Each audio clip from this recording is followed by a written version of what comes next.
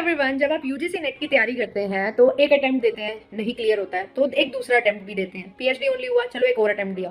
But 2 से 3 attempt के बाद बार बार ऐसा लगता है कि कितने अटेम्प्ट दें, कितनी बार तैयारी करें। तो एक चीज मैं आपको बताती हूँ, शायद ऐसा हो सकता है कि आपको 4 या 5 या 6 या 7 अटेम्प्ट लग जाए। तो क्या मैम सिर्फ इसी की तैयारी करते रहें और कुछ ना करें? ऐसा नहीं है।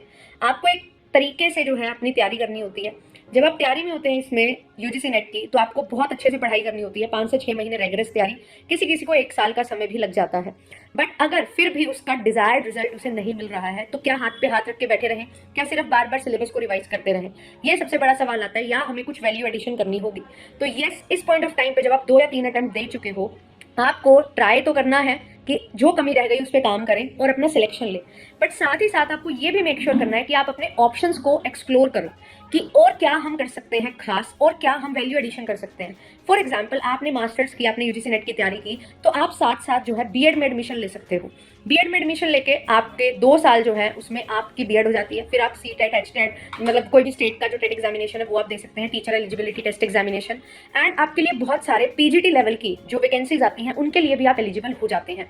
तो आपको ये नहीं करना है कि अगर 5 से 6 अटेम्प्ट लग रहे हैं तो हाथ में हाथ रख के बैठे रहो, सिर्फ इसकी तैयारी करते रहो, अपना टाइम वेस्ट कर दो।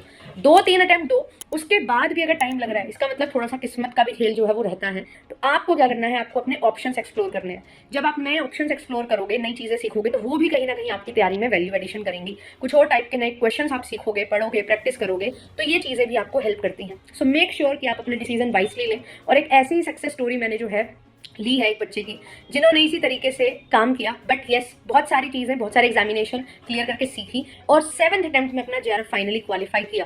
तो इस पॉइंट ऑफ टाइम पे उनके पास बहुत सारे ऑप्शंस हैं जिनको वो ज्वाइन कर सकती हैं और उनके लिए तैयारी वो कर रही हैं। तो ये चीज़ बहुत इंपॉर्टेंट होती है। और जब आप टीचिंग करियर में होते हो तो आपको हमेशा सीखना रहता है। लर्निंग लाइफ लॉन्ग चलती है और यही उसका पार्ट जो है वो बनता है। All the very best. मिलूंगी आपसे मैं नेक्स्ट सेशन में, और रेगुलर क्लासेस आपके लिए जो है 9 बजे हो रही हैं। फॉलो जरूर करिएगा। Thank you so much.